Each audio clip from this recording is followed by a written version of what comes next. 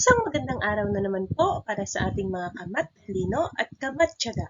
So ngayon pong araw na to ay atin naman pong aaralin ang rational equations. So pag sinabi po nating rational equations is an equation involving rational expressions. So to solve for x po sa ating rational equations, meron po tayong steps na atin pong susundin. So una po, find the least common denominator or ang tinatawag po nating LCD.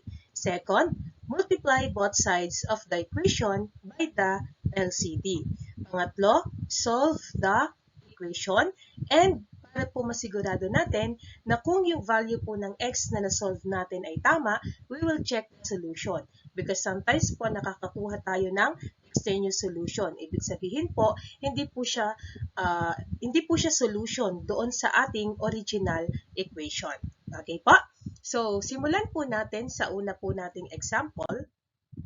Solve for x in the equation 1 over x equals 2 over 3x minus 1. So, ang atin pong step 1 is to find the LCD. Okay po? So, kung meron po tayong 1 over x equals 2 over 3x minus 1, ang atin pong denominator ay x and 3x minus 1. Okay po? So, the LCD is x times 3x minus 1. After po nating makuha ang LCD, pupunta na po tayo sa ating step 2, which is multiply both sides of the equation by the LCD. So, given our equation 1 over x equals 2 over 3x minus 1, imumultiply po natin sa magkabilaang side ang ating LCD na x times 3x minus 1. So, ayan po, meron tayo sa left side and also sa ating pong right side. Okay? So, proceed na po tayo sa ating pangatlong step. Solve the equation. So, imumultiply na po natin. So, dito po muna tayo sa ating left side. We can cancel. Pwede na po natin i-cancel yung x. So, ano na lang po yung natitira? Meron po tayo ditong numerator na sa right side naman po, pwede na po nating ma-cancel yung 3x minus 1. Yan, 3x minus 1. So, sa left side, meron po tayong 1. And then, ta-times na po natin yung natitirang 3x minus 1 equals.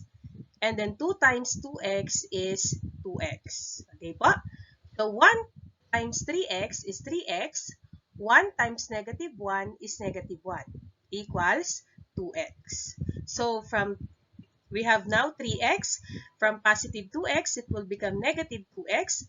From negative 1, it will become positive 1. So, 3x minus 2x is x. So, x is equal to 1. So, yan na po ngayon ang value ng ating x. Now, para po makasigurado tayo kung ito po ay tama, na dapat po kapag sinubstitute natin ito sa ating original equation, ay mag-i-equal po yung ating left side and right side. Okay?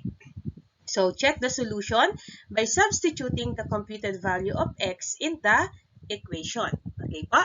So, now, this is our original equation. So, yung x po, sinubstitute na natin yung 1. So, from 1 over x, naging 1 over 1 equals from 2 over 3x minus 1, naging 2 over 3 times 1 minus 1. Okay? So, yan po ay kapag sinob natin, yung ating pong left side is 1 and then right side is 1. Okay? So, meaning, sila po ay equal. So, ang value po ng x natin or our solution in this given equation is positive 1. Okay? So, now we'll proceed to our second example. So, for example number 2, solve our given equation 9 over x plus 1 equals 2 over x squared minus 1. Okay? So, ito na po ang ating given equation. Ano pong ating first step? Hahanapin na po natin ang ating LCD. So, kung meron po tayong x plus 1 and x squared minus 1, ang ating denominator, ano pong ating magiging LCD? Ang LCD natin is x squared minus 1. Bakit? Kasi po, divisible naman na po ang x squared minus 1 sa x plus 1. Because ang factor po ng x squared minus 1 is x plus 1 and x minus 1. Okay? So, after po nating makuha yung ating LCD, multiply na po natin both sides ang ating equation. Okay? Sa ating equation, yung ating LCD. Right? So, after po nating ma-multiply, so solve na po natin yung ating given equation. So, sa left side po natin, meron tayong 9. Okay? So, cancel muna natin yung sa right side na x squared minus 1 dahil sila po ay parehas. Okay? So, ang numerator po natin is 9 sa left side and x squared minus 1 divided by x plus 1 is x minus 1 equals, ano na lang po natitira sa right side? 2. Okay? So, 9 times x is 9x. 9 times negative 1 is negative 9 equals 2. Okay? Then, 9x from negative 9, it will become positive 9 plus 2. So, 9 plus 2 is 11. Right? So, to solve for x, i-divide na po natin both sides by 9. Okay? So, pwede na 9x divided by 9 is x equals 11 over 9. Okay? So, pwede pa din po natin ma-solve if that is really the computed value of x in our given equation. Okay? So, we'll just substitute. So, instead na x, papalitan na po natin ng 11 over 9. Okay? So, yung dalawa nating x, pinalitan natin ng 11 over 9. Okay? And if we'll continue to solve this one, both sides is 81 over 20. So, meaning, equal po sila. Okay? So, therefore, no, the value or the solution for our given equation is x equals 11 over 9. Alright? Okay. So, punta na po tayo sa ating pangatlong example. So, in this example naman po, we'll solve for x in the equation 1 over x minus 2 plus 4 over x plus 9 equals 3 over x squared plus 7x minus 18. Okay? So, hanapin natin ang LCD. Ano po ba ang ating denominator? In this given equation, ang denominator po natin ay x squared, x plus 9, and x squared plus 7x minus 18. Okay? So, anong magiging LCD natin? X squared plus 7x minus 18. Bakit po? Kasi, ito pong dalawa na to, x minus 2 and x plus 9, yan po ay factors ng x squared plus 7x minus 18. So, hindi na natin kailangan pa silang isulat or ulitin para gamitin na value na maging LCD. Okay?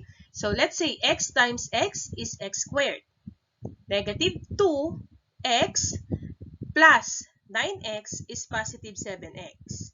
And negative 2 times positive 9 is negative 18. Okay? So, isa na lang po yung gagamitin natin, x squared plus 7x minus 18. So, yung pong LCD na yon, ito po ang imumultiply natin both side ng ating equation. Okay? So, now, let us solve the given equation. Okay? So, in right side, sa right side po natin, pwede na po nating makancel yung x squared plus 7x minus 18. Okay? Dito naman po sa left side, okay, so ang numerator natin is 1. Tapos, ito times po natin yung x squared plus 7x minus 18 divided by x minus 2 is x plus 9. Okay? Plus, ang numerator naman po natin is 4. And then, imumultiply po natin yung answer sa x squared plus 7x minus 18 divided by x plus 9. And that is x minus 2. So, sa right side po, ang meron na lang tayo ay 3. Okay? Next. 1 times x is x. 1 times 9 is positive 9. Plus 4 times x is 4x. 4 times negative 2 is negative 8. Okay? Then, combine na po natin yung similar term. X plus 4x equals 3. Positive 9 transpose will become negative 9, and the negative 8 will become positive 8. Okay, so x plus 4x is 5x. 3 minus 9 is negative 6 plus 8. So 5x is equal to negative 6 plus 8 is positive 2. And then divide both sides by positive 5. 5x divided by 5 is x. So x equals 2/5. Okay? So, ito na po ang nakuha nating value ng x. So, we'll just check if this is really the computed value of x in our given equation. So, ayan na po, nakita na natin na kapag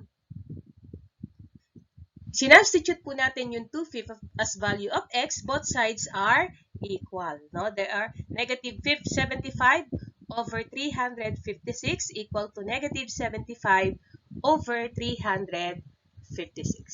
Okay? So, that's how we're going to solve the rational equation. Alright? So, that's all for today. Thank you for watching, and don't forget to like and subscribe.